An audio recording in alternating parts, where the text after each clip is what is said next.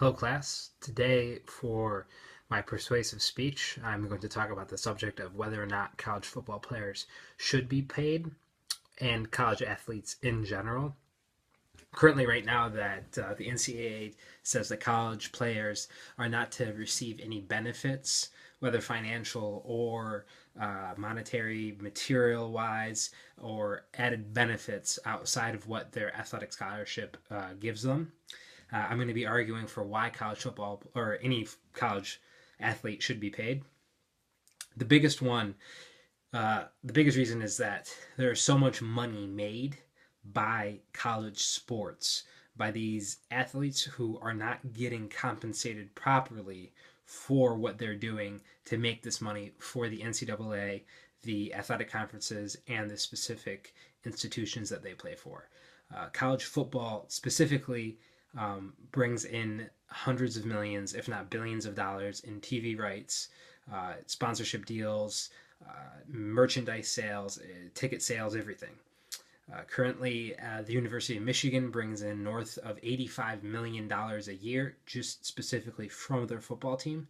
Jim Harbaugh, the head coach, makes north of $8 million a season. And his coaching staff, the defensive coordinator and offensive coordinators, make north of 500,000, and each individual position coach makes around 250,000 plus, while the individual players themselves do not make anything more than what is allotted to them in their football scholarship. And that's the same at a lot of the top programs in the country. The same is also in men's basketball as well, with the NCAA men's basketball tournament. The TV rights and the TV deals for that are north of $1 billion, and the players essentially get nothing. You know, the biggest argument to why these players should get paid is the money that they're making, and the money that the NCAA and the money that these college institutions make are all off of the backs of these players. Without these players, they will not make these hundreds of millions and billions of dollars. So why can't they get paid? Well, it's because the NCAA, a quote unquote nonprofit organization who is benefiting a lot monetarily, says so. And that's pretty much it. There's no law against it. The U.S. government doesn't say anything about it. It is just the NCAA says that they are not allowed to get paid. While currently many of the coaches make millions of dollars. The average head coaching salary in football is north of $1,250,000. So when these players are the ones who are actually putting their physical bodies on the line, getting injuries, having to practice every single day, and they're not getting paid anything from these hundreds of millions of dollars, there's just something inherently wrong about that.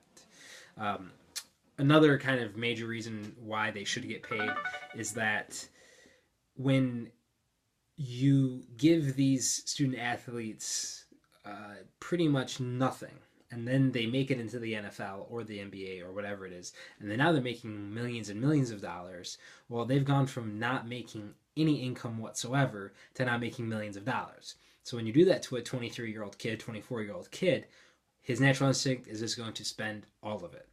Currently, in the NBA and in the NFL, more than 70% of players go broke. I mean, go from millions of dollars to nothing after they retire. And a lot of that has to do with their spending habits. If you give these players some money, I'm not saying give them millions of dollars, but if you give them money throughout their collegiate career with the proper financial guidance, they will learn good money habits. So when they do go on to professional leagues, or if they don't and they go on to get normal jobs, then they understand the concept of what a budget is. They understand that you can't just go and spend $2 million on a car and then $3 million on a house and have 4 houses and 6 cars when you only make a certain amount of money every year. So giving them the added benefit of teaching them financial independence and financial responsibility in college under the supervision of universities is much better than just all by themselves and everyone that they know wants some money from them left and right. So that's a really big beneficial thing for these student athletes. Another major thing about this is that when you don't give student athletes any means to pay for things outside of what their scholarship gives them, at UCLA, I believe 2 or 3 years ago, the average cost of attendance was higher than what athletic scholarships gave student athletes. So what that means is that what UCLA said would cost the average student was more than what they were giving their average athlete. So there's a discrepancy there. There's it was like $2,000 or $3,000 short. So what is a student athlete going to do then? They don't have any way to make money. They aren't allowed to make money outside of getting a job. Now, the argument is going to be, well, they should go and get a job.